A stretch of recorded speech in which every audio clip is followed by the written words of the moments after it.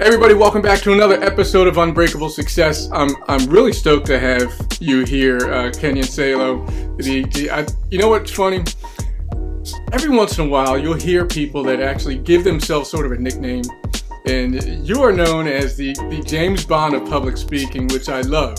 And sometimes those things can go wrong, like when you and I'm assuming that you came up with the theme, or at least you and your team came up with the theme, because sometimes it doesn't fit. Will you agree?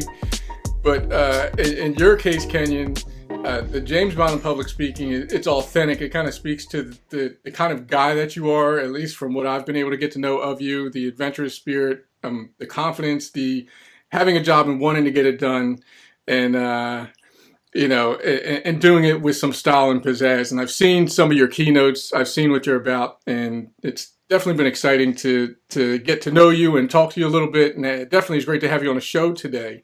So for everybody that doesn't know you, tell me a little bit about, tell all of us a little bit about you and what you're up to these days, please.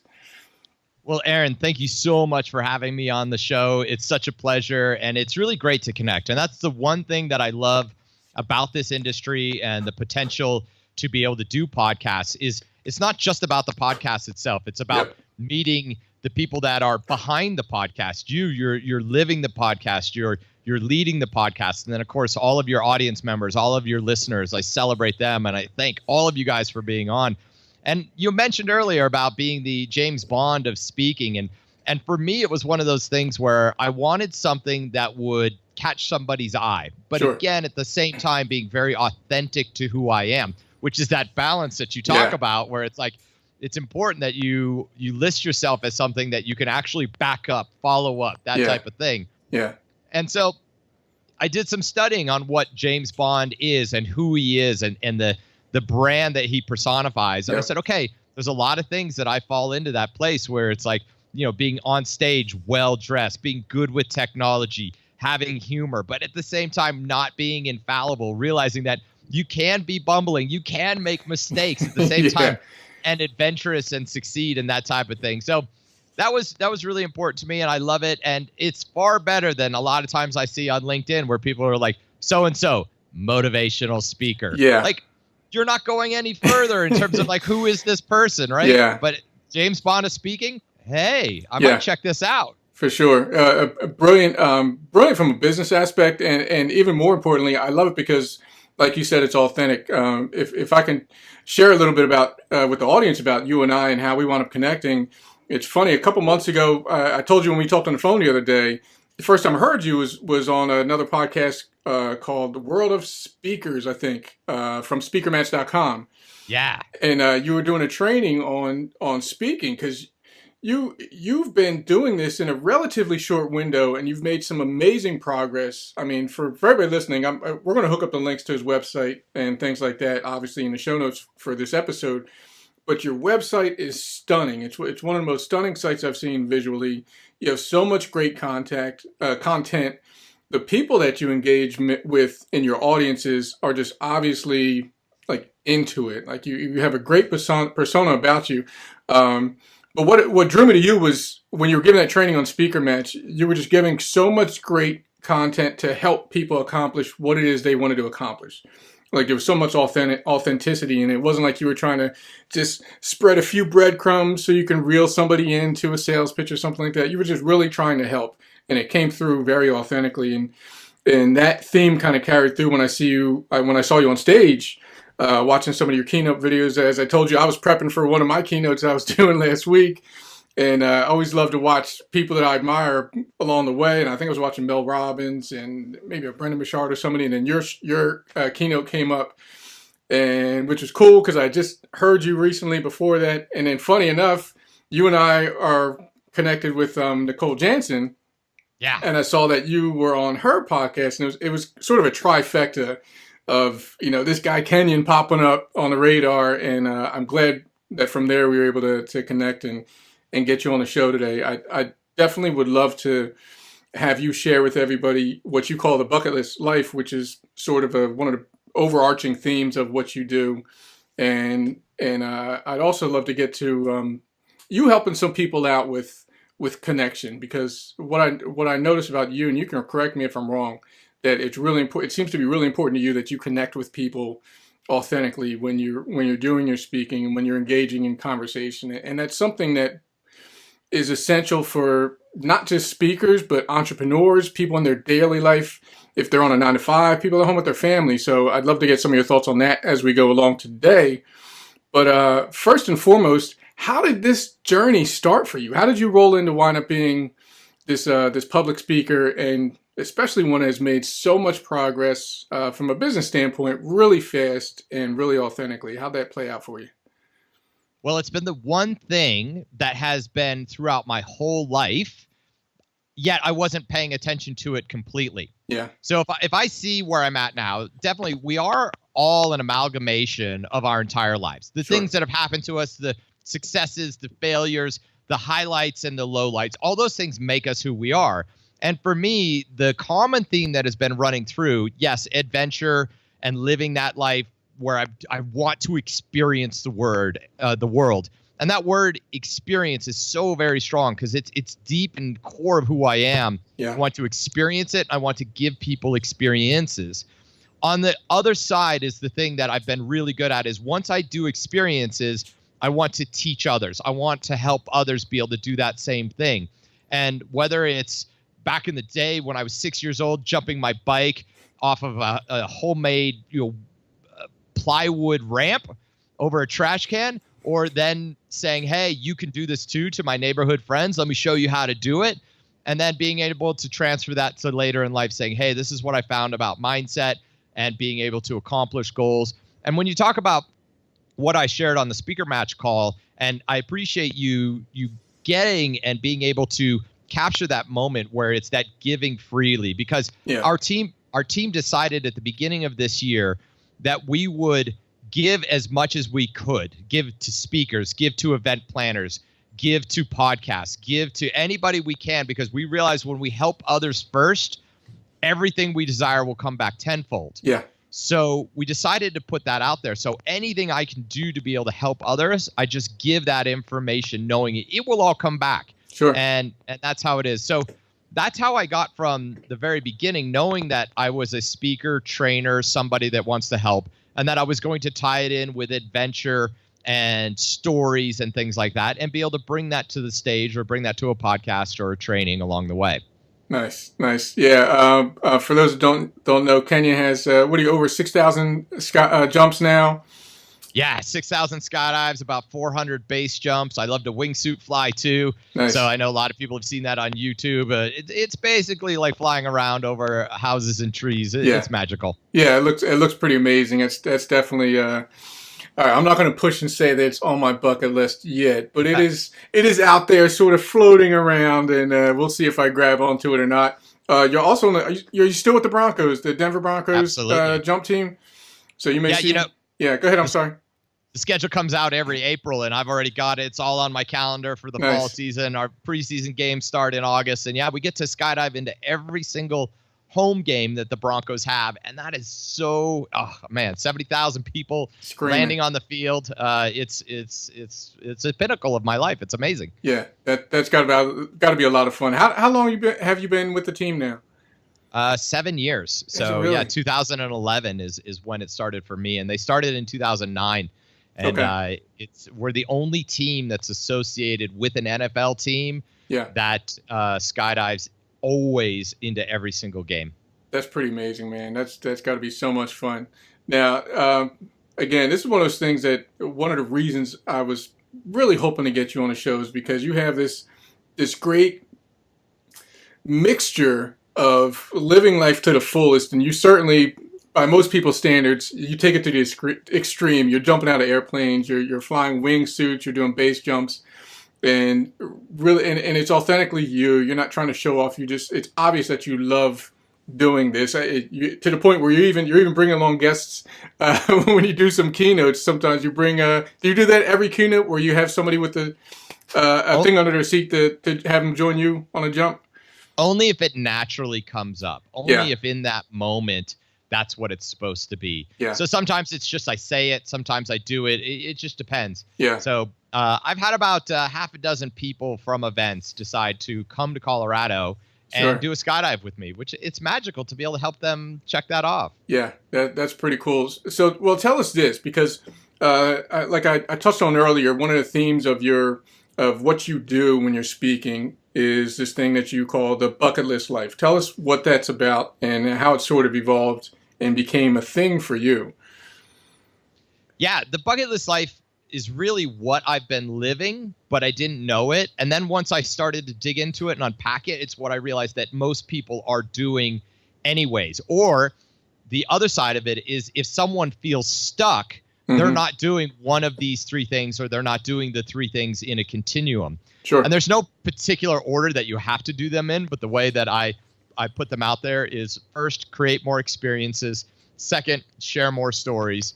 And third, live more fulfilled by helping others. When we do those three things, again, not in any particular order, but when we're consistently doing those three things, we feel the most happy. We feel the most alive. We feel like we're doing or being what we're supposed to be on the planet.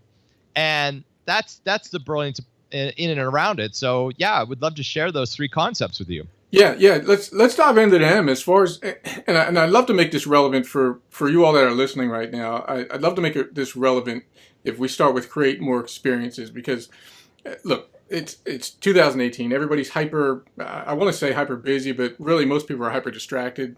Whether they're building a business or they're running the kids to and from school, and they got to get to work, and then they got to get to work and work on the side business on top of that. So there's all these things that get us caught up. So, you bring up this point of creating more experiences, and a lot of people will immediately push back and say, well, I don't have time to create more experiences. How can I build that into my everyday life? What is your answer to them? Because I think, we can sort of try to simplify what it means to create more experiences, but what does that mean to you when you share it with, because obviously you're sharing this speech with, CEOs and executives and salespeople, corporate functions.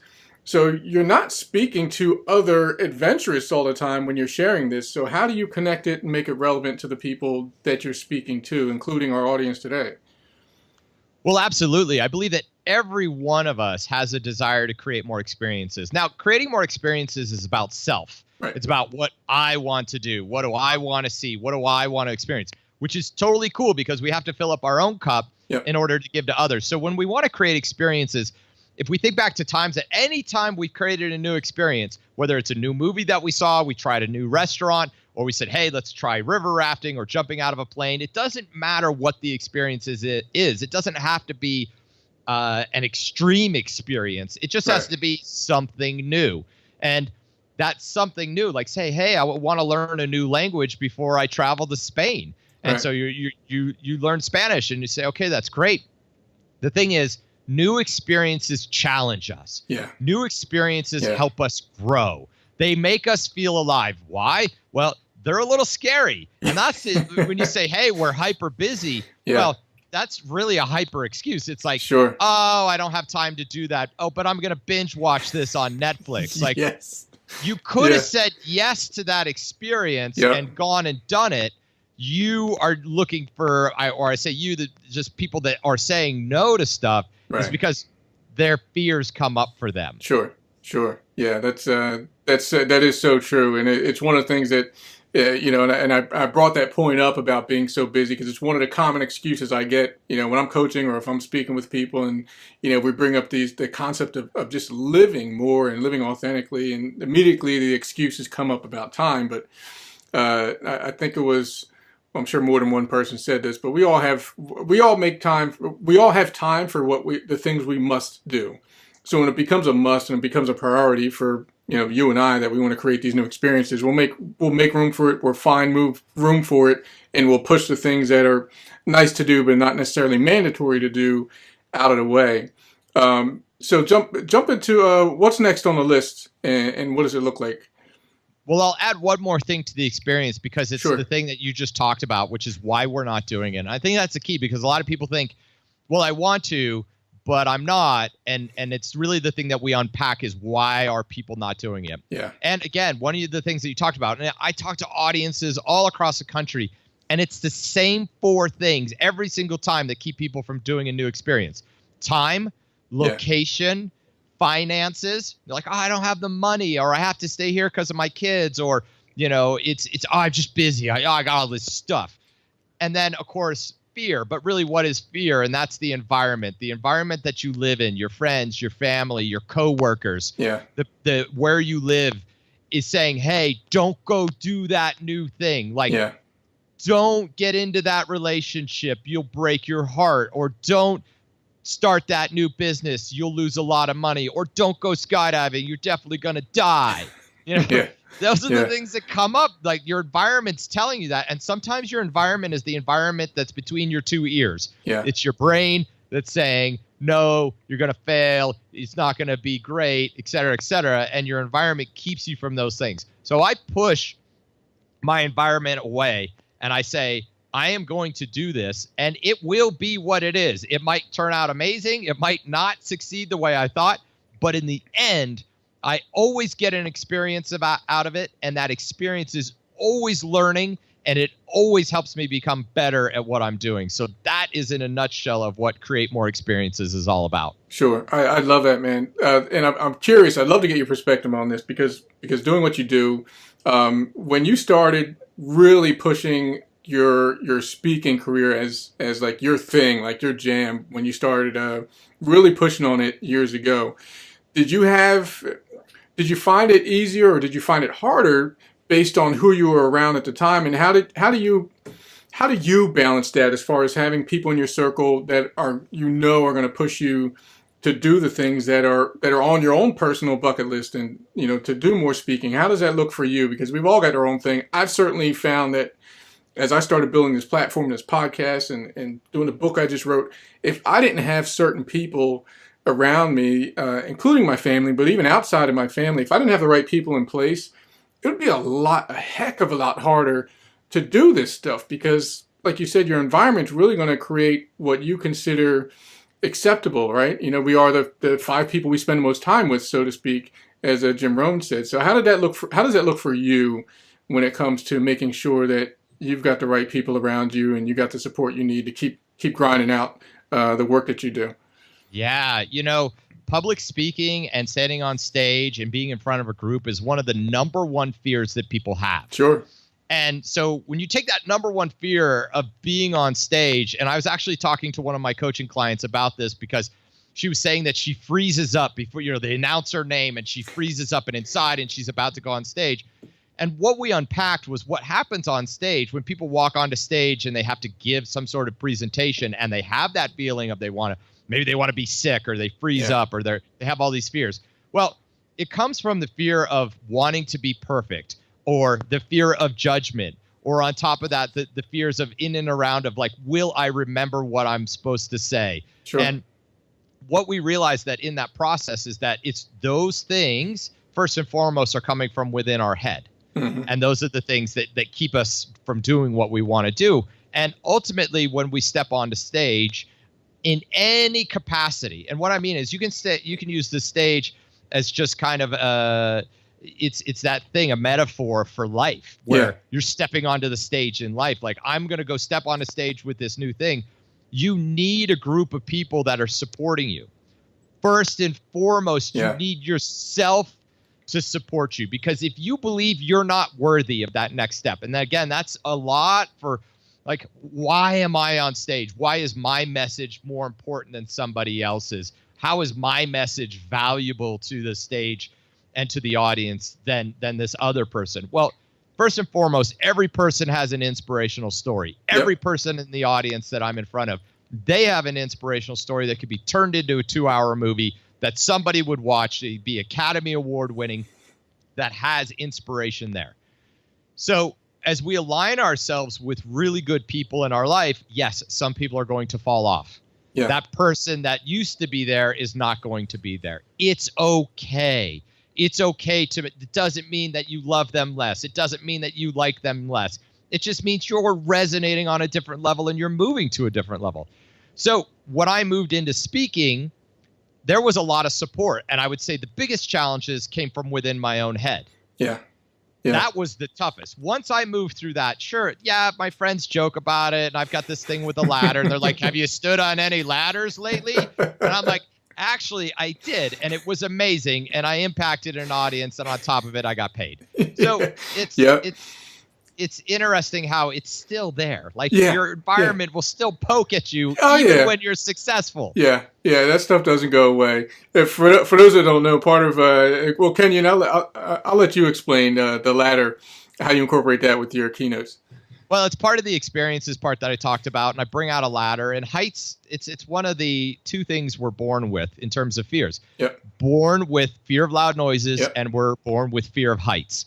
Everything else is learned. Yes. Every other fear we have is learned. We saw, we heard, someone told us, or we experienced, and then now we have a fear in and around it. So ladder is that metaphor, and I climb up the ladder, and eventually I stand on the very top step. You know that step where they're like, do not stand on or above this step. Could cause serious bodily injury or death. Yeah. But I do that, and it invokes a feeling within the audience as if they were on that step. Yeah. And their palms sweat, and they get nervous, and they get uncomfortable, which is what I want. Yeah. So I use that as a really good tool to unpack that exact feeling. Whose idea was that? Did you just like as you were? Did you just one day wake up and say, "Dude, I'm going to get a ladder and just stand on it during my next keynote," or was it something that you just incorporated before you even started doing this? Well, I think the keynote that you saw had a step stool in it. That was the one I saw. Yeah, it was just a stool. Which was one of my earlier ones. And I remember the step stool is only 2.5 feet tall. Yeah. And I remember practicing on backstage. I was like, I hope I don't fall off this step stool. Yeah. Right. That was my thought process. But it was a spur of the moment. And then months later, I was at another event, and I was walking through the hallways of the convention center, and I saw this ladder, and I said, oh, it was an 8-foot ladder. And I said, that's perfect. That's the next step, no pun intended, for me to take in this presentation. And then I brought it in. I used it. It brought up so much for the audience. And there was actually, I was standing on the top step, and this one woman yells out, she says, please get down from that. You're making us all feel uncomfortable. Now, here's the key thing. The key thing is I started thinking in my own head, maybe I should take this out of my presentation. Yeah. I don't want the audience to feel uncomfortable. I'm a loving and compassionate human being. Oh no, what have I done? And then I realized, and I unpacked it in the moment, and I said, you are now my environment. And your environment saying, get down from that step, you're making me feel uncomfortable, is the exact reason why I have to be on that step. Yeah. To show you that the environment almost caused me to not do something in life. Yeah. And they got it at that point. That's when it drove it home. Yeah, that is brilliant. So wait, let me get this straight.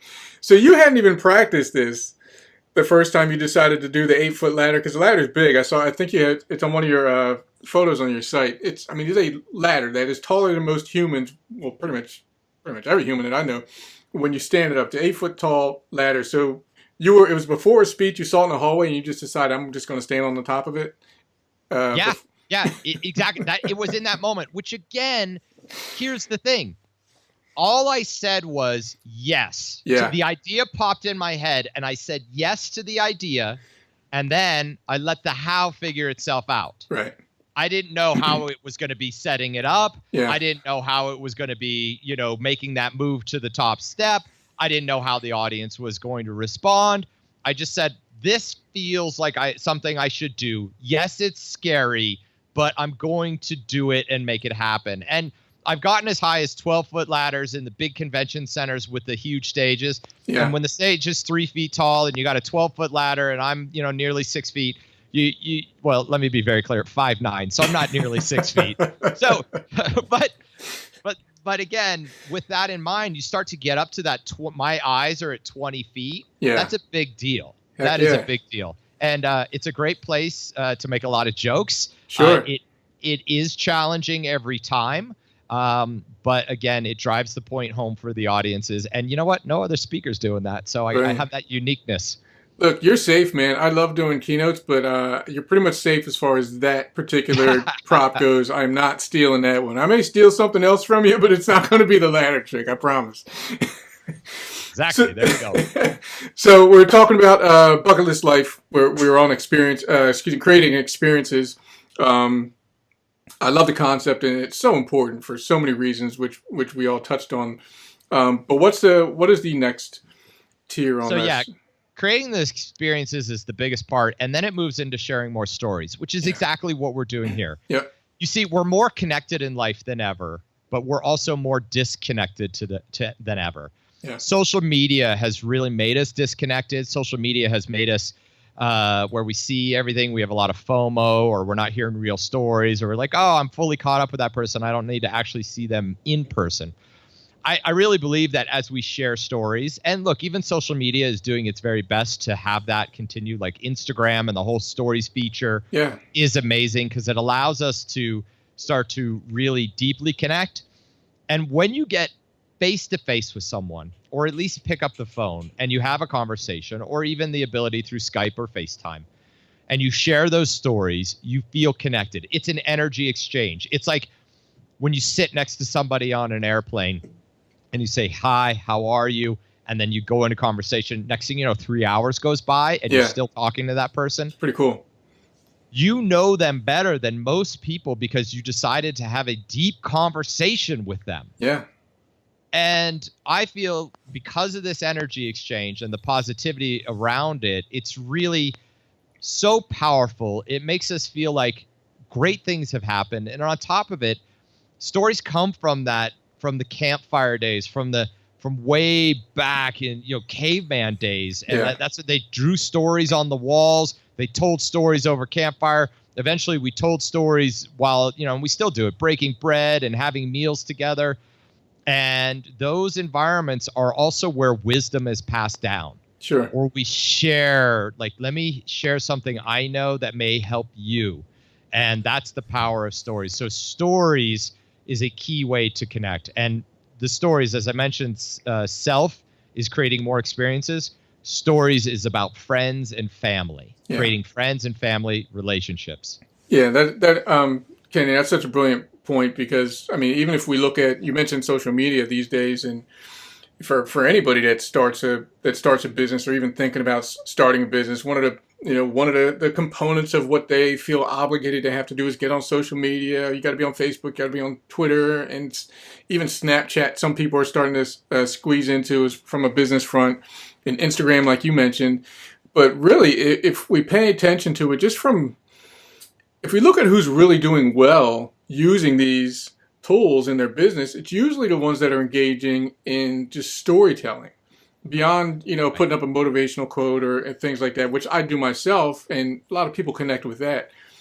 But really, the most engagement happens is when you decide to have the video. If you look at a guy like Gary Vaynerchuk from VaynerMedia, he's always cursing and he's real boisterous and stuff. But if you think about it, the reason people are willing to connect with him, even if it's someone who's not crazy about the language he uses or they think he's too loud, people will watch and connect and listen because he allows people in to story. Like he'll film a whole interview that he's having with somebody that's engaged with him and his audience, and they'll create a whole story about it. There's a natural attraction to wanting to play out those things. I mean, think about, you brought up movies earlier, and we love engaging in completely fictional story. My daughter went to see the Avengers movie Friday night with some friends, and she came home, said she was crying. She's not even a big Avengers fan, but she was crying because she was engaged with the storyline. And I love that you bring that up as part of what we should be doing in our lives as like a permanent fixture, is sharing those stories. It's extremely powerful on so many fronts because it does create the connection. It definitely creates a business connection for those that like to listen to the show to learn something to help them engage in their business better. And certainly in our personal lives, when we're willing, like you said, to share that conversation, even with somebody that's a total stranger on an airplane, makes a huge difference. I got to ask this, was there a certain point or was there like a pivotal moment where you realized that storytelling or sharing stories was something that you really need to include as a pillar of what you teach from the stage? Was there a moment that happened, or was it sort of a looking over your shoulder and seeing a collective pattern of things that had gone on in your life that made you realize how important that was? I would say both. I think what it comes down to is the fact that if you go to a coffee shop Sure. and you just sit there and listen to the people that are connecting in a coffee shop, you will hear the different stories that they're sharing with their friend or their family member, or even somebody if it's a business meeting. Stories are super, super key, and it is that bond between two people. And then I definitely love the storyline of movies. Yeah. And to see this and the underdog, and even Joseph Campbell talks about the hero's journey, Yeah. and how amazing that storyline is of what makes that successful. And to see how powerful stories are, what I realize is that audiences engage with stories. If you're being authentic and you're speaking from the heart, and you could tell stories. And I was connecting with actually somebody. I was out to lunch yesterday with two individuals, and we were having a great lunch. And she asked, how do you know what stories to tell an audience? And I said, first and foremost, it comes down to just being authentic in your storytelling. Yeah. And when you're authentic with your storytelling, then that's where it's super, super powerful. And on top of that, it's like, it just depends on the moment. Sometimes the story needs to be super visual and exciting, like, I was in South Africa and a wild boar was chasing me, and this didn't happen. But I was, and again, this is the storyline, and you're building that storyline, and then and something super funny happened. Yeah. Or the storyline is that more dramatic or more impactful. And again, if we think about the stories we're telling others and the stories we're telling ourselves, I often say to audiences, are the stories adventurous? Are they like a romantic comedy? Are they like a drama? Hopefully it's not like a horror movie, right? But what movie line is it? Is it a love story? What is the story you're sharing? And that's really how the audiences connect. And so I realized when I tell stories, the audience connects with me. They feel like I know him. Yeah. And if it's a story that's relatable to them, they think, it's like he knows me. Yes. Yes. One of the coolest compliments to get after a speech, isn't it? Yeah. I'm sure you've heard it a million times. Yes. Yeah. I love it every time. It's amazing. Yeah. And it is pretty, it's pretty great experience to hear that. It's definitely, and it's proof itself, you know, to have somebody who was otherwise a total stranger come up to you and tell you how impactful it was when you told that story. So, trust me, everyone, take it from Kenyon. He's a man who knows, include that storytelling into a regular part of your life. So what is the, let's get to this third leg of the bucket list life. We went from creating experiences and sharing more stories. What's the third leg that we have? The third leg is living more fulfilled. It's the one thing and the main reason we're on this planet. We want to feel like we've lived a fulfilled life. And how does that happen? It happens by helping others. And, you know, we had gone into a nursing home, a retirement home, individuals 86 and above. So we had 86 to 96 years old. There were 10 of them in this house. And we interviewed each of them, and we asked them 4 questions. And the first question was, what is something you did when you were younger? Mm-hmm. And then, what is something you're most proud of? And then the third was, what is something you wish you had done? And the fourth was, what is some advice you'd like to give to anybody younger than you? Now, going into it, I thought the number 3 was going to be the powerful one. What is something you wish you had done? Right. But that was different for each person. It was kind of across the board and powerful stuff, but it wasn't the common theme. Number 2 was the big one, which was, what is something you're most proud of? And what it came down to was that every single person said the thing that they were most proud of in their life was not, oh, I saw this, I experienced this, I fell in love with this person, etc. Instead, it was when I gave back, whether it was when they volunteered their time, their money, they shared something, they opened their house to somebody else. When they gave back, they remember that time at the end of their years as the most important thing. And it was the same for every individual. Wow. So I started looking into this, and I realized that the power is that when we help others first, and I said this earlier, that everything comes back tenfold, but it also is a physical thing that happens in the chemistry of our body, that the oxytocin is released, that cardioprotective hormone is sent through our body, through the bloodstream, goes through the bloodstream, goes to the heart, makes you feel great. and actually makes you feel healthy and you become more healthy because of this. And that not only when you do something great for somebody, or when you have something that is done for you, or if you watch or see something great being done for another individual, all three people feel the same way and have the same chemistry reaction. That's amazing to me. It is. It is. It really is. Yeah, the power of giving is powerful. Like you said, it doesn't even have to be you. I mean, it goes back to having those right 5 people in your circle, man. You want to be around people that that have the same mindset and want to give, and they want to contribute either through their service or through some volunteer or charitable thing that they're involved in, whatever it is. Because even having people around you that do that, you can reap the benefits of it, even if it's in a moment that you're not actually engaged with it yourself. When I mentioned earlier, I finished a book recently, and one of the studies I talk about in there, I think it was at Stanford, and they did the study of, coincidentally enough, a study of some elderly people, and there was 2 groups of them. One group was volunteers. They were volunteering their time in these charitable causes, and the other group was not. They just, they were living their lives and enjoying themselves. Long story short, a 5-year extended lifespan amongst the group that were givers compared to the non-givers was the result of the study. People were actually living longer, or as the study said, less likely to reach mortality. And this is over a course of years because they were engaged in giving. So your point, to your point, man, that's some research-backed facts that you're talking about there. Is the power of giving is pretty amazing.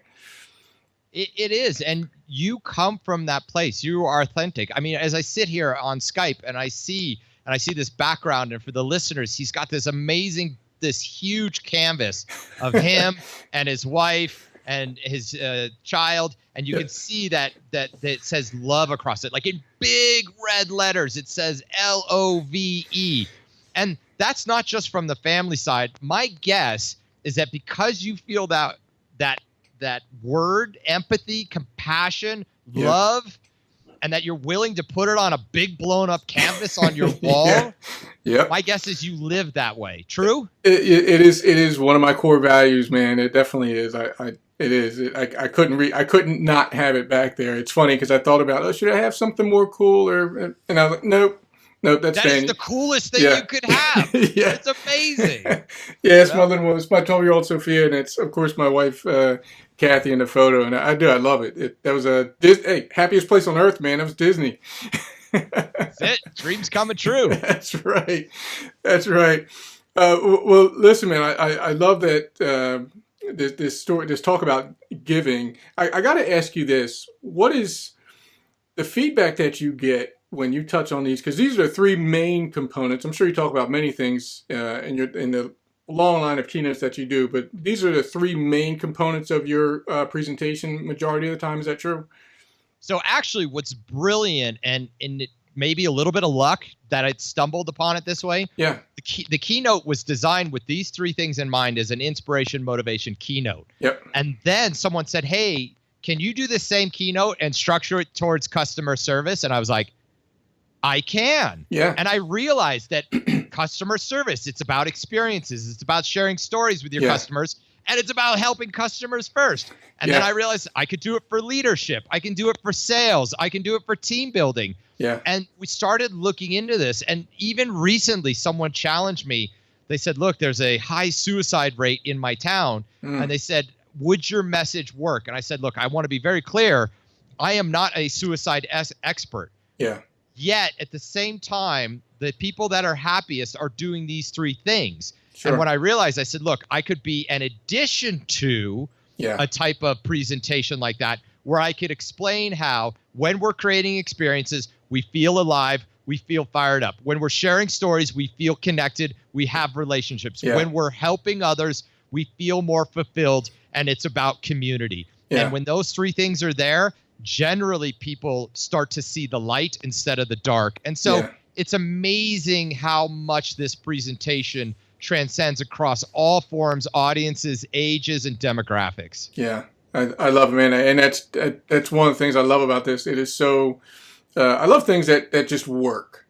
Like they don't just work in this corner of the world or in this particular situation. I love things that just work, which is probably one of the biggest struggles I've had in business as a coach and as when I years ago when I started building this platform is what do I want to, everybody was like, find your niche, you got to niche it down and you got to get just your little specialty and you can't talk about anything else because you got to get known as the expert in this thing. That was one of my biggest struggles because I'm a bit of a pragmatist. I mean, Kenny, I've been a police officer since 1995. I spent 2 decades just the facts man, so to speak. So I really, at my core, even though I don't carry that identity around, which just kind of makes me this things I do these days isn't exactly what everybody else in my industry is doing. So I've always been a bit of an outsider when it comes to that. But I am a bit of a pragmatist in that I like things that just make sense. Don't tell me it makes sense now, but it won't 10 minutes from here, or it won't make sense if I drive around the corner. It won't make sense if I'm a salesman, or it won't make sense if I'm, a CEO or leading a Fortune 500 corporation. And I love this about what you do because these things, they are applicable regardless of where you are. And I think that speaks to authenticity because when you're sharing a message that's real and authentic, it's going to be real no matter who hears it, assuming they're willing to listen. And I appreciate that about you and what it is you're doing and what you've built quickly over these years. I'd love to ask you this: when it comes to, obviously you're a guy that knows communication very well, and you've gotten a ton of feedback traveling all over the country and all over the world doing these keynotes. If you had to give someone they're working on their brand, whether their brand is, in their 9 to 5 and they're hoping to get promoted and move up their career ladder, or whether their brand is, they're a personal fitness trainer and a nutritionist, and they just want to be able to connect with their people make stronger connections as they meet new potential clients and as they're serving their current clients. What are some of the things that you've learned about sincerely connecting with people that you can share with the people listening that can get some tangible value out of it, that you've seen consistently working for you? Mm-hmm. I would say, think of a time in your life where you met someone and within 10 minutes, you feel as if they're a brother from another mother, a sister from another mister. It's like, how have we not known each other? Like, you are unbelievable. We're best friends now. Yeah. Like, add me on Facebook. This is it. And then you realize that you're lifelong friends. Yeah. My guess is the reason that happened is because both of you, not just one, but both of you were being authentic. Yeah. You were being your true self. Yeah. You didn't have walls up. You didn't have this idea of being perfect. You didn't have these preconceived notions that you have to act or be a certain way to fit into what you believe your environment is. You just said, this is who I am. And if you think of Will Smith in The Pursuit of Happiness, where he shows up in the meeting and he's wearing the paint tattered clothes, and in that moment you realize he was authentically him, and he got the job. So what does that say? You show up being you, and if they don't connect with you, they're not the people you need to be around. Yeah. Because you need to be you. And that's how you find your people. And so what happens is you're in your environment, and let's say you want to make a step up in your environment. Again, you authentically be you. Maybe some of those people come with you, maybe they don't, but you also find this next level of people. And there's a lot of power in that. And so, authenticity is the number one game. And the one more thing I'll add is, especially for speakers or if you're on stage, you must be speaking from a place of who you are when you're off stage. Yeah. It's not about who you show up and how you show up on stage. It's how you show up off stage. And when those two are mirror images of each other, people will connect with you because they say, he lives what he speaks. Yeah. Man, I could not have, if you gave me a week, I couldn't have said that better myself, honestly, because it is so true. I've seen it happen over and over again. Unfortunately, I've seen it play out the other way when people don't, when they try to put on a a false persona or try to act a certain way, and they get robotic about, and I get it. A lot of times when it's new for people and they're not used to speaking, or they're not used to having a sales conversation, or they're not used to getting on a stage or on a podcast or doing a show, it can feel uncomfortable. So I'm not speaking to that when it feels awkward, just because it's, you're riding a bike for the first time. Right. But when the intention is to just look, I'm just going to be me and just have this conversation and offer what I have to share. And like you said, be the same guy or the same gal on stage and off stage. Oh man, people notice that. And not only do they notice it, they appreciate it, and it makes you stand out. It really does. When we started this conversation today, one of the things I told about you was, I love the fact that you're actually this dude that can put James Bond in the title of his thing, and it's not BS. It's like it's real. It's the kind of life you live, and it's what you're about, and it fits. It's not like you're trying to put on this thing on or off. I've been lucky enough to talk with you on the phone and here on this interview, and I see you on stage, and I can tell everyone listening, it's the same guy. I mean, it's you can hear it in the voice, you can see it in the presentation, the body language. It's the same dude every single time, regardless of where you see Kenyon Salo, and I'm grateful for it. I'm grateful to know somebody as another person like that, because it speaks highly of you. Thank you. I appreciate it. This has been super fun. Yeah, definitely. Well, listen, I want to ask you this before we wind it up today. I got to ask this. There's got to be something I'm curious to know from a guy that is the James Bond of public speaking, and has this amazing mission of helping people live their life to the fullest and create these experiences, tell more stories, and be more giving in their own life. What's the next evolution for you? I mean, you got a lot crossed off the list. What does your list look like now that is yet to be completed? I think people would love to hear that.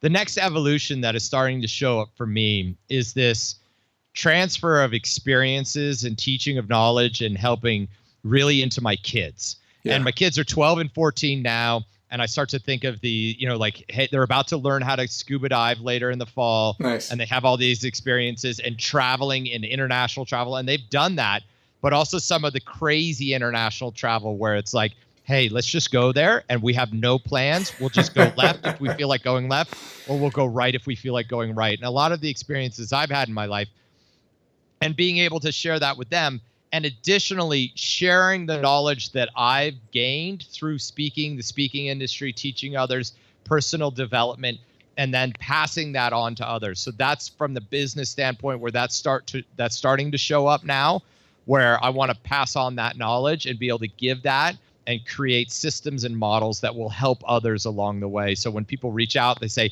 how do I become a better speaker? How do I grow my business? That's great. Or how do I get unstuck from this particular point in my life? I want to help others along the way. So I celebrate, and anybody that's listening right now, if you want to reach out to me, find me on Facebook, Kenyon Salo, and connect with me. I want to help others. So when people reach out, I help them in some way. And that's how you and I connected. Yeah. You reached out, and I was like, boom, here we are. And we're impacting your audience members too. I love that, man. Nothing better than creating new experiences with your kids and creating new stories to tell, traveling the world. And I love to hear that, you're getting involved in sharing more and wanting to coach other people and help them do more of what it is they want to do in their own business, their life, their speaking career, whatever it is. That's a pretty awesome thing. Definitely an awesome thing. So, what I'd love to do is tell people what's the easiest way, the best way to get a hold of you. If somebody's like, I need to talk to this guy some more, and maybe want to take him up on a coaching offer and do more of what it is he teaches people to do. How can they connect with you? What's the best way to get to you? Either Facebook or LinkedIn. And I'm an easy guy to find where it's Kenyon Salo. There's only two of us that I know of in the entire world. And I'm the only one that that you'll see it on social media. So you can Google my name, Kenyon Salo. You can find me on Facebook. The link will be right there on the front page of Google. So connect with me there, send me a message, and we'll just open it up. And really, as I mentioned before, all you have to do is say yes, and figure out the how. So I don't know how I'm going to help an individual, or that person might not know how that I can help them. But if you're like, hey, something resonates with me here, if you feel that it resonates, reach out. We'll go from there and we'll see what it is. Beautiful, man. I appreciate it. And to everybody listening, I really need to spell out how important this message is that Kenyon has today, because if honestly, if I were going to try to encapsulate, what's the best business advice and connection advice, it's exactly what he's talking about, which is being authentic. One of the worst mistakes you can make is to be inauthentic about who you are. Don't apologize. Like whatever your personality is, what your values are, as long as you're living what's important to you, when you're sharing your message and you're growing your business, or you're trying to grow within your organization, or you're being who you are, even with your family relationships, you've got to be authentic and be willing to connect with people from your gut, from the person you really are. So thank you, Kenyon, for sharing your story, letting us know about you. For everybody listening, if you go to aaronkeithhawkins.com, type in Kenyon into the search bar. It's on the top right of the screen, Kenyon. One of the coolest names, if not the coolest name I've ever heard. Yeah, where's it from, Kenyon? Dad's name was Kenrick. They wanted something similar, but not Junior, so it was a baby book. It's so simple. It's just a baby book name. But it's awesome. It works well. Yeah, definitely an advantage with that name. But yeah, type in Kenyon into the search bar. You get the link to this episode, and I'll make sure I have every link I can find to make sure you can hook up with him.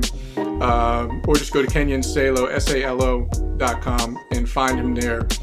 Please make sure you thank him for spending this time with us today. Kenyon, before we run, I just got to say thank you for being one of those guys that I'm happy, one of the people that I'm happy to have in my circle of influence in this network. I love what you're doing, I really do, because if more people will take the lessons that you're teaching and actually adopt them and implement them, man, the world's a better place. So keep crushing it, keep doing what you're doing, and I can't wait to talk to you again soon. We'll definitely keep in touch, my friend. Thanks, Aaron. Appreciate it. All right, buddy. We'll talk soon. Hey, it's Aaron, and thanks again for joining me. If you liked that episode, please make sure you hit subscribe to make sure you get the next one. Also, to get a free copy of my book, $1 Million Influence, plus access to free training and free one-on-one coaching to improve your influence, relationships, and personal confidence, just visit aaronkeithhawkins.com to get it all. That's aaronkeithhawkins.com.